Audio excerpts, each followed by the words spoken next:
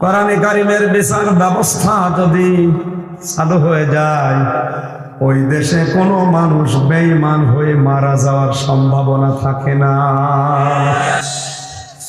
খলিফাতুল মুসলিমিন হযরত ওমর রাষ্ট্রের দায়িত্ব পালন করে এশার নামাজের পরে কয়েকটা জায়গা ঘুরলেন। গরিব মানুষগুলো তিনি দেখতেছিলেন যে কে কোথায় কি করে। হঠাৎ করে তাকিয়ে দেখলেন খেজুর বাগানের ভেতরে একটা বুড়ি, আধা বয়সী মহিলা পানি পাতিলের ভেতরে দিয়ে জাল দিচ্ছে। পাশে কয়েকটা বাচ্চা হাউমাউ করে কাঁদছে। জিজ্ঞাসা করলেন, মা, এত রাত পর্যন্ত সন্তানদেরকে খাবার না দিয়ে আপনি এই কান্নাকাটি করান, জুলুম করছেন, এদের উপরে অবিচার করছেন কোন কারণে? মেয়েটা বলে, কে আপনি? আপনাকে চিনি না, আপনি আমাকে অবিবেচক বলতে পারেন না, বাস্তবতা তো আপনি জানেন না। আমার স্বামী শহীদ হয়ে গেছে জিহাদে। আমরা এই এলাকার লোক না, পাশের এলাকার লোক। আমি এসেছিলাম খলিফাতুল মুসলিমিন হযরত ওমরের দরবারে কিছু সাহায্য পাওয়ার জন্যে। প্রতিমধ্যে সন্ধ্যা হয়ে গেছে, এই জন্য আমি আর বাইরে যেতে পারি নাই।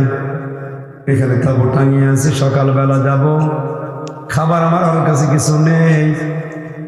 সন্তানদের পেটে এত ক্ষুধা, এদেরকে খাবার খাওয়াবো সেরকম ব্যবস্থা আমাদের নেই। এই জন্য হাঁড়ির ভেতরে পানি দিয়ে জাল দিচ্ছিলাম, আর এদেরকে মিথ্যা সান্ত্বনা দেয় যে খাবার হয়ে গেল, আর একটু সবুর করো। আল্লাহর কসম, আমার এই পাতিলের ভেতরে কোনো খাবার নেই। হযরত ওমর বলেন, আমার মাথা যেন আকাশ ভেঙে পড়ছে। জলদি করে বাড়িতে চলে গেলাম। বাইতুল মালের খাজানচি যিনি দায়িত্বে আছে আসলামকে ডাক দিয়ে বললাম, এই বস্তার ভেতরে কিছু তরকারি, আটা, রুটি এগুলো ভরো। বস্তার মুখ বেঁধে বললাম, আমার মাথায় তুলে দাও। আসলাম ডাক দিয়ে বলে, খলিফা, মাল বহন করার জন্য তো আমি আছি, আপনি কেন বোঝা বহন করবেন? হযরত ওমর চোখের পানি ফেলে দিয়ে বলে, আসলাম, যে দৃশ্য দেখে এসেছি, আমার বোঝা আমারে বহন করতে দাও, কিয়ামতে তুমি আমার বোঝা নেবে না। আজ বাংলায় 1628 জন মানুষ দায়িত্বে আছে। এই মানুষগুলো যদি হযরত ওমরের এই সেন্স নিয়ে এই দেশের চেয়ারে বসে, আল্লাহর কসম